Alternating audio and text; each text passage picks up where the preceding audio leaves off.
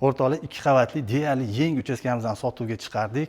Narxini sirazi aytib o'tib ketaman boshidan. 290 ming so'rashyapti uy egalari, ya'ni kelishiladigan joy bor. Endi tanishtirib o'taman. Bu yozgi oshxonamizni, barbekyu zonalar ko'rib turibsizlar. Bu yoqda bo'lsa, kotelnilar uchun podvalimiz bor, kichkina. Bu yoq tomonimizda qishki oshxonamiz joylashgan, ichida o'zini sanuzeli bor. Bu yerda bo'lsa, choychi maza qilib o'tiradigan alohida bitta xona.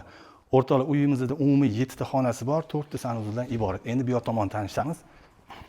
Mana kelinglar, darvozani xonani qaranglar, kattaligini. Keng 3 ta mashina bemalol sig'adi.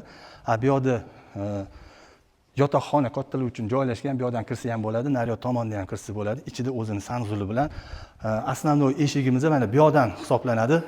O'rtoqlar kirganimizda o'ng qo'limizda kattagina mehmonxona joylashgan. Uyimizda mebel, texnika nima ko'rib turgan bo'lsanglar, hamma narsa joyida qoladi.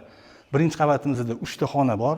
Ikkinchi qavatga chiqsak, yana bitta katta mehmonxona va kattalar uchun mo'ljallangan yotoqxonamiz bor. Ichida o'zini sanuzuli, garderobiga ega.